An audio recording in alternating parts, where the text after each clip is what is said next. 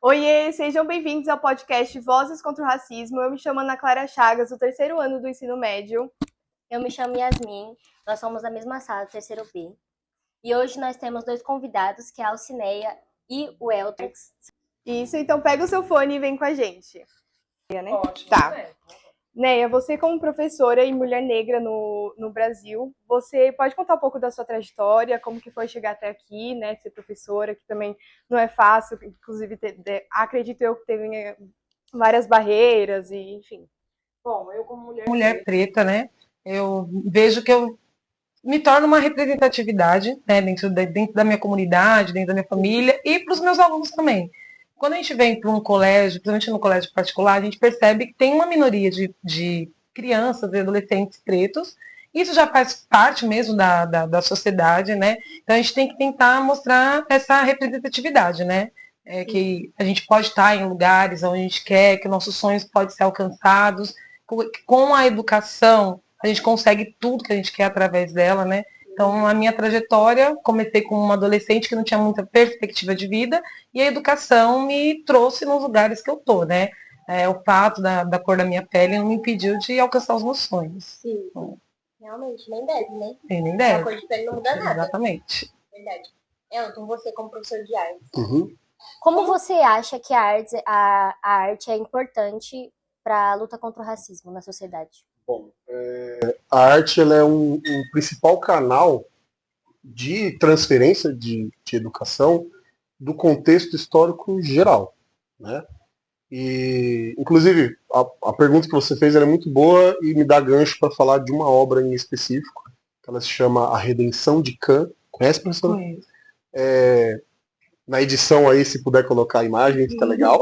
Não trouxe nada de referência, mas basicamente o quadro é Brasil pós-colônia, né, onde tem a miscigenação ali, né, do Brasil, que é bem formada, onde tem um homem branco encostado, né, numa escada, próximo a uma porta, e tem uma mulher negra segurando um bebê, e esse bebê é um bebê pardo, né?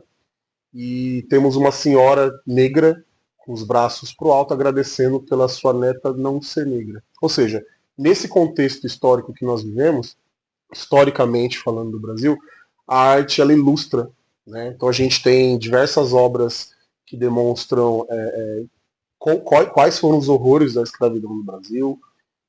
Ela deu voz para muitos artistas negros que muitas vezes eles não eram valorizados pela sua cor de pele, né? Quando descobriam que aquele artista ele era negro, como Wilson Tibério, ele acabava sendo um artista tipo excluído, né? A obra dele aparecia, mas não o artista em si. Essa frase sua que você disse sobre a arte dele aparecer, mas ele não, me lembrou de uma frase, só que eu não lembro qual que é exatamente. Eu lembrei do significado dela, que era que a arte do artista é muito mais importante do que o artista que está por trás da obra, né? Eu esqueci o nome da frase. Depende, né? Tipo, a gente pega artistas como o Pablo Picasso, por exemplo, ele é muito maior do que as suas obras, né?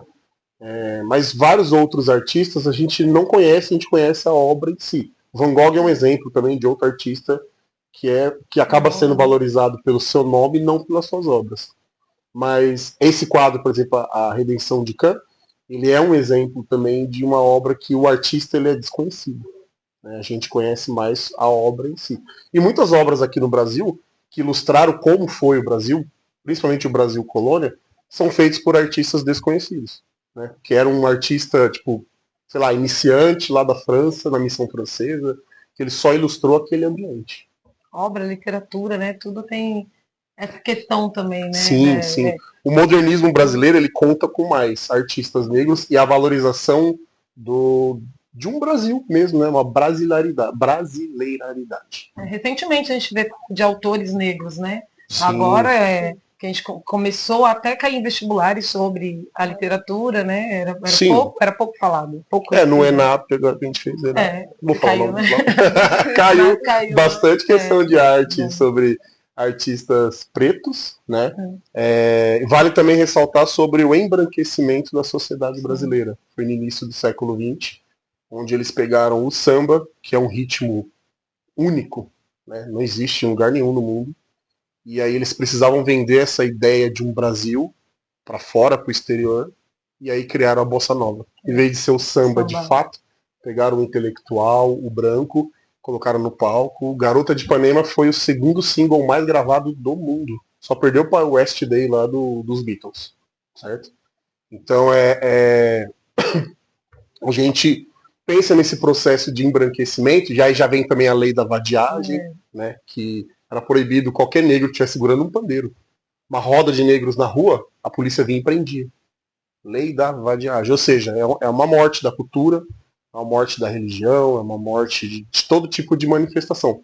Mas a gente sabe que a arte ela é resistência e a forma como ela acaba sendo divulgada por muitas vezes faz uma diferença muito grande, essa coisa mais da rua, da cultura do hip hop, existe até hoje. E agora falando sobre a arte, tem alguma novela, alguma música, algum ator que vocês acham que inspira vocês porque fala sobre a conscientização? São várias, representatividade.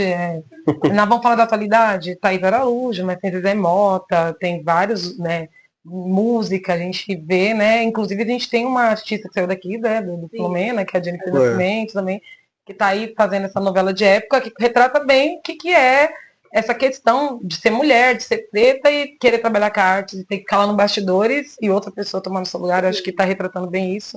Hoje a televisão brasileira ela tem essa conscientização que é importante ter essa representatividade para que as pessoas consigam se identificar, né? A gente consome aquilo que a gente se identifica. Então a gente precisa ter essas referências, até mesmo para nossa geração que está vindo, né? Eu já sou de 80, né? E eu não tive essas grandes representatividades, né? A minha questão racial ela foi construída mesmo no núcleo familiar. Então, eu venho de famílias de mulheres pretas, fortes e resistentes, e que sempre colocou essa questão da mudança através da educação, né? E que, independente do que você é, se você é mulher, se você é preto ou é aquilo, você tem que correr atrás do seu ideal, né? Então, continua ainda batendo nessa tecla que a educação ela consegue mostrar para a gente caminhos. Porque se a sociedade ela não vai abrir caminhos, a gente tem que abrir as portas desse caminho de alguma maneira, né? E através das maneiras que a gente vai conseguindo. Né? Boa. E acredito que tem perdido também bastante, né? Mulheres negras na televisão. Para ter realmente essa representatividade para as pessoas se enxergar. Exatamente. Se enxergar. Pegando um gancho do que a Né falou, já entregando a nossa idade, a gente é de uma época onde o que o sucesso faz hoje a televisão, hoje é o celular, na nossa época era a televisão, né? Era a referência. E hoje tem os influenciadores e tal, e a gente era influenciado pelos programas de televisão, certo? E não tinha personagens negros. Quando tinha, era a piada, era o coadjuvante, era a empregada. Estereotipado, né? Era tudo muito estereotipado, né? Então, até o vilão não era negro, né? Os protagonistas eram todos brancos. Então a gente não tem essa representatividade. Qual era né? a menina preta que não queria ser Paquita da Xuxa? Chamava, tinha Paquita preta. Só tinha Paquita loira. Né? Então... E aí quando tinha, por exemplo, tinha Chiquititas, né? Que tinha a Pata, né? Por muitas vezes ela servia como escape de piada, ou Cirilo, porque nunca tinha um personagem negro inserido que ele era só uma pessoa, né? Ele acabava sendo sempre o estereótipo. Exatamente. Sempre acabava sendo mostrado dessa forma. E isso criou, que nem eu disse para vocês, o processo de embranquecimento do Brasil. Né? Eu sou o contrário da Né, eu vim de uma família branca, né? E o preconceito ele sempre foi muito presente na minha família. E natural. Era uma coisa que não... pelo menos na década de 80 e 90, né, era uma coisa natural, por exemplo, você levar um amigo seu preto na sua casa e sua mãe associar aquele seu amigo com algo negativo. Você vai andar com esse menino. E era uma coisa que era falada naturalmente, né? E assim... naturalmente. Era naturalmente. Não tinha pudor. Minha avó, por exemplo, quando minha mãe começou a namorar meu pai é negro também, minha avó já não queria mais que minha mãe namorasse meu pai. Por conta disso. E realmente, exatamente. Meu filho é negro. Né? Logo a mãe dele é negra. E o racismo que eu sofri por conta disso, e ela muito mais do que eu, foi muito grande. né? Tipo assim, de familiares fazerem piada o tempo todo, amigos pararem de falar comigo, a minha mãe parou de falar comigo, né? Então, assim, a gente acha que o racismo é de uma forma, né? Até esses tempos atrás, eu dando aula, e fizemos uma peça de teatro, e os alunos tinham que fazer, isso há alguns anos, tá? Tinham que fazer uma encenação sobre racismo. E a forma como eles encenaram soou muito, tipo, eu não sei do que eu estou falando. Né? No sentido de que eles acreditam que por uma pessoa ser racista tem que ser de uma forma muito descarada. Tem que apontar e jogar todos os estereótipos de uma vez.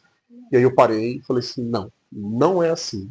É velado, é nas entrelinhas. Um olhar, né? uma piada. É num olhar, é numa piada. Porque a pessoa que acaba sendo racista, ela quer fazer isso de uma forma onde ela se sinta confortável. Então eu vou fazer uma piada e vou falar, é uma brincadeira. Né? Ou seja, se é uma brincadeira, você não precisa ficar nervoso, eu só estou brincando. Mas no fundo, a pessoa ela tá contribuindo para que esse racismo ele só prevaleça mais na nossa sociedade.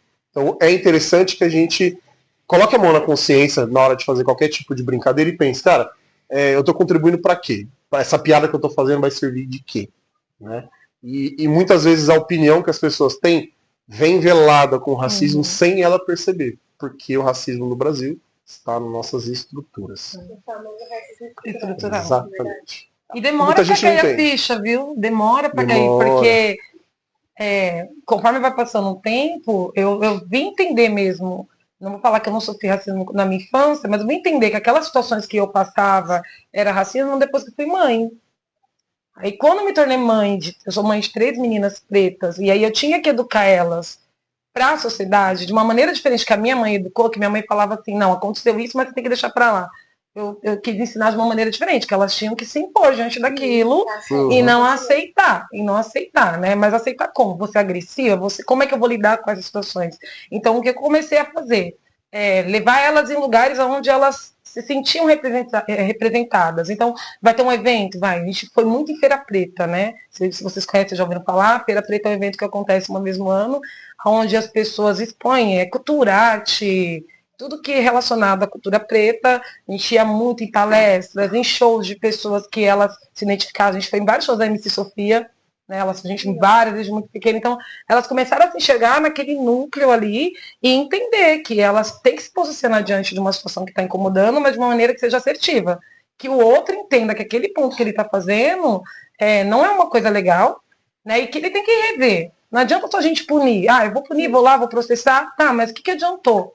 Eu tenho que mostrar para aquela pessoa que aquilo que ela não está fazendo não é uma coisa. É uma coisa preconceituosa, uma coisa que dói no outro, que fere de alguma maneira. Então, colocar a mão na cabeça. Porque é muito fácil. Vamos lá, vou te processar, você foi racista comigo, que é válido também, né? Mas será que o outro entendeu que aquele papel que ele está fazendo ali, ele tem que mudar aquela estrutura que a gente é criado, que a gente é ensinado? Né? Então tem que ter esse peso dos dois lados. E é interessante que você falou agora que você está mostrando a cultura para suas filhas, você leva elas, mostra, existe isso, essas são as referências.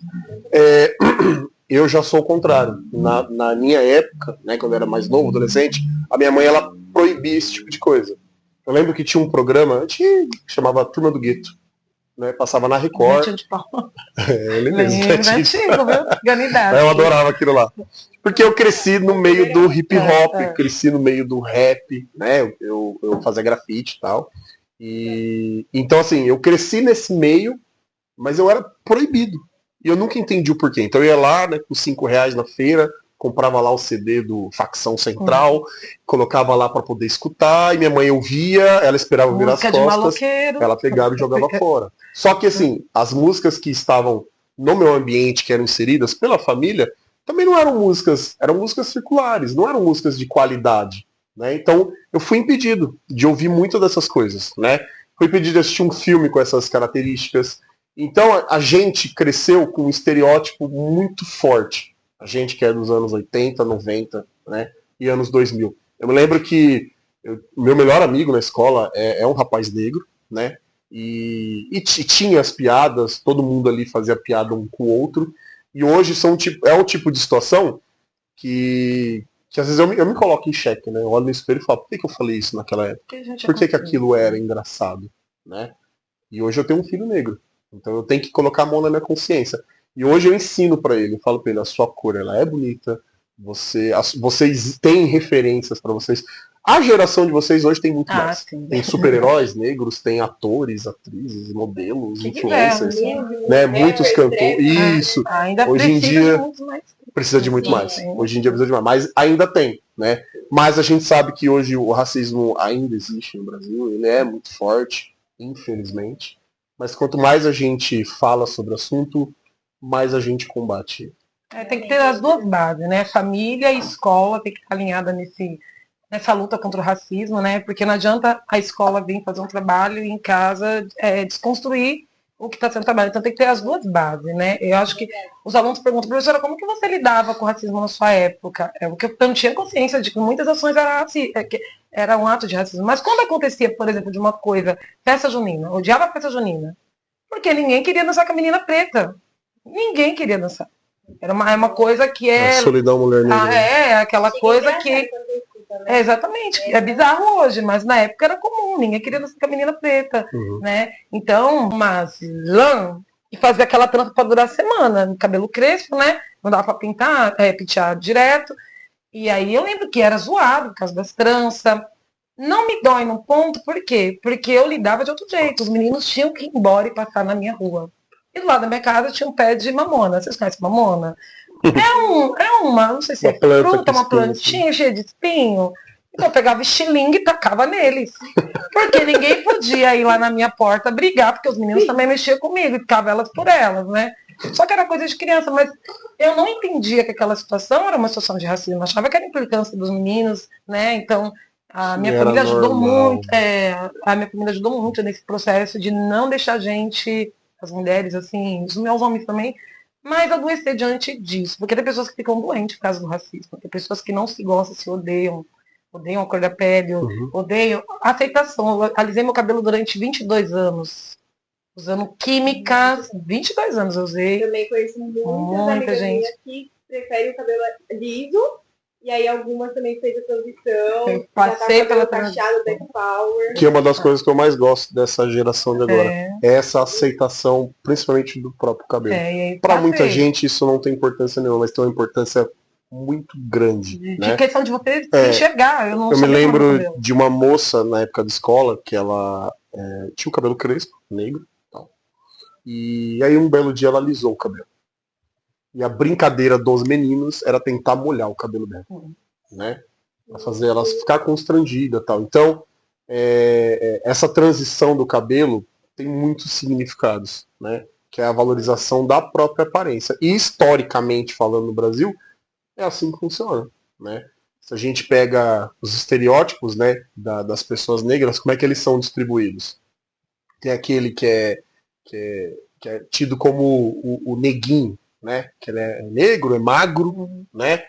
E esse não serve para poder mostrar na televisão, nas redes sociais, né? Geralmente tem que ser o quê? Tem que ser um negro do porte, né? Tem que ser musculoso. E a mulher é a mesma coisa, né? A gente cresceu com a globeleza. Clara, né? Isso, globeleza, com traços. Tipo, já ouvi frases do tipo, ela é bonita porque ela não tem traços de negra. Ele é bonito, mas ele não tem traços de negro, né?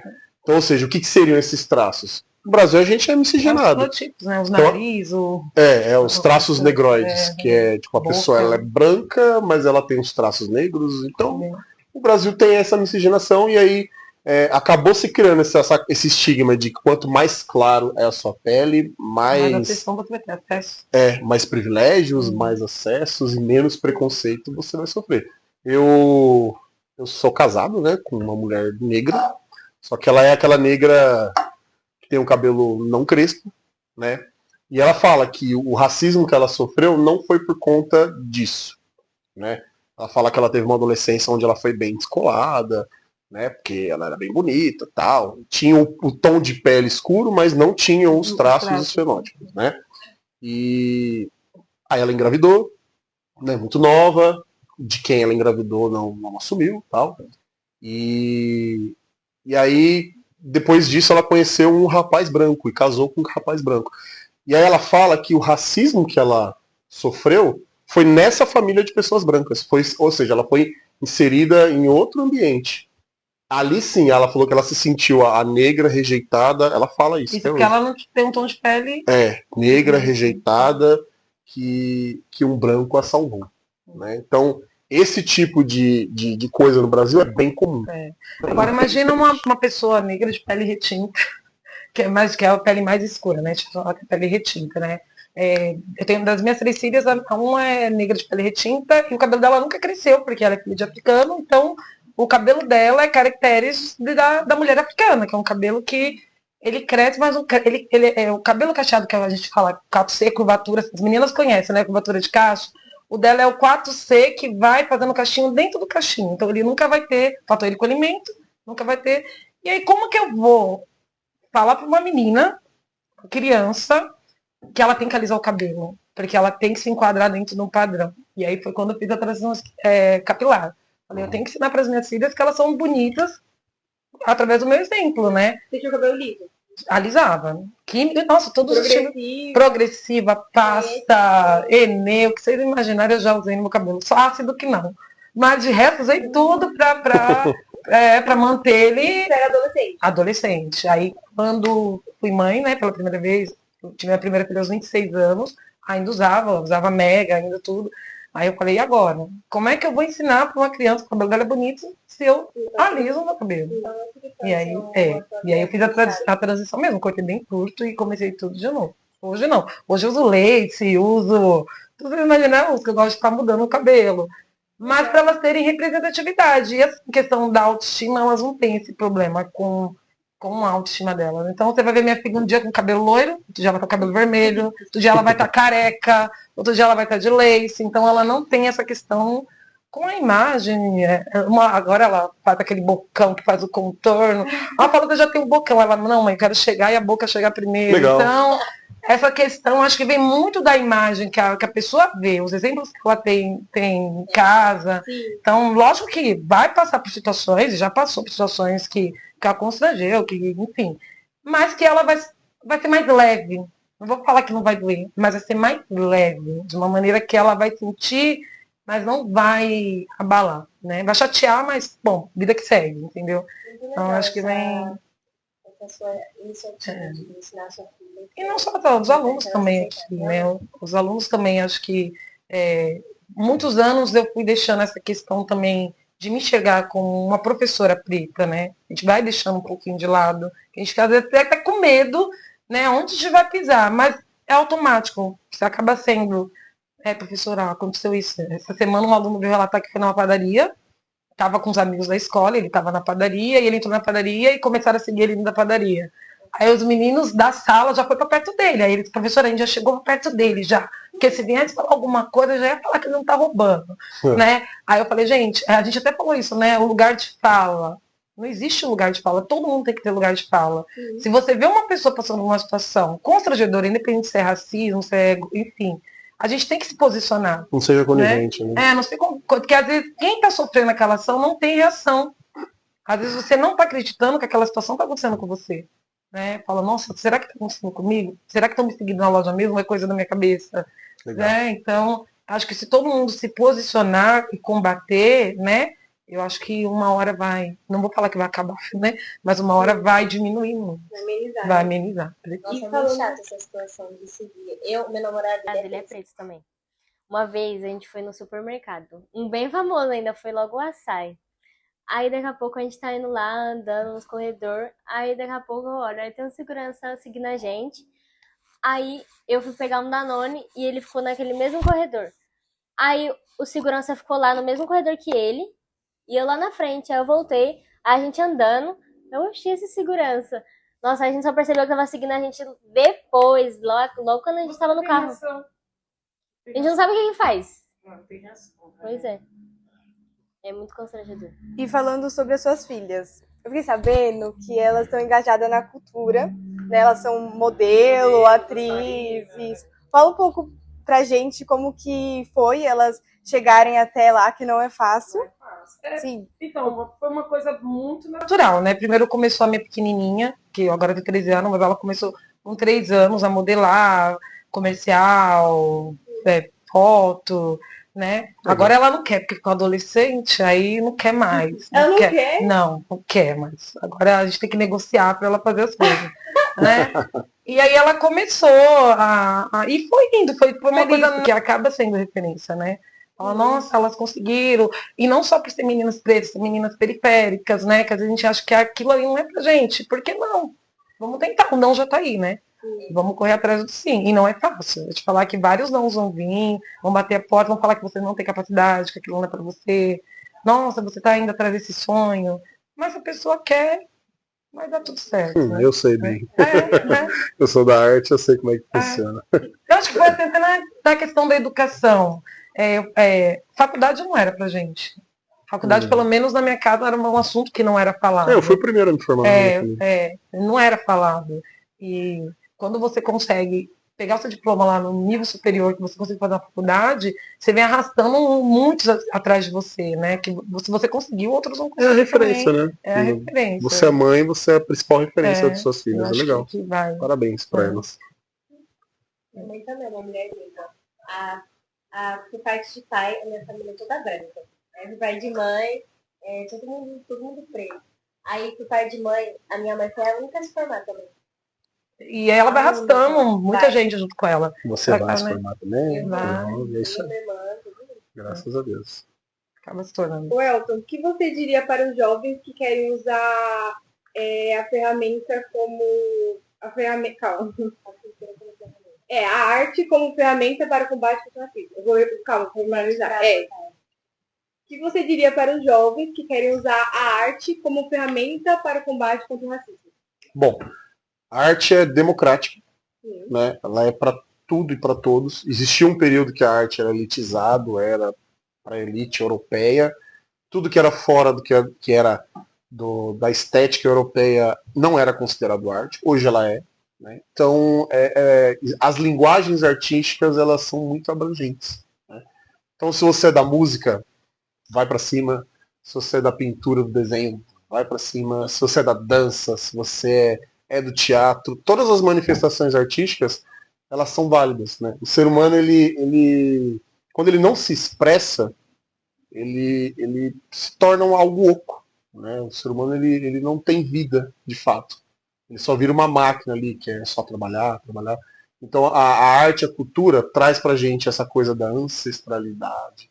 Então, para quem quer trabalhar com arte, no caso a sua pergunta é sobre o combater o racismo, é sempre importante você valorizar. Às vezes muitas vezes as pessoas acham que tipo assim, a gente está no mês da consciência negra, é o mês que a gente vai falar disso. O restante do ano a gente não fala. Só nesse mês que a gente tem que falar. Mas é aquela coisa. É válido você sempre mostrar. A Neia é um exemplo disso. É que ela foi um exemplo para as filhas dela e as filhas delas estão seguindo esse caminho. Então seja um exemplo para uma pessoa. Né? Seja aquilo que os outros não são para você. Encerramos por aqui. A luta contra o racismo ela é diária e coletiva e não podemos desistir. Queria agradecer pela participação da Neia, por ter contado um pouco da vida dela, né, da trajetória. Também queria agradecer a participação do Elton, por ter participado conosco. E também a M. Salgados, que nos proporcionou esses salgados maravilhosos. E é isso. Tá comendo?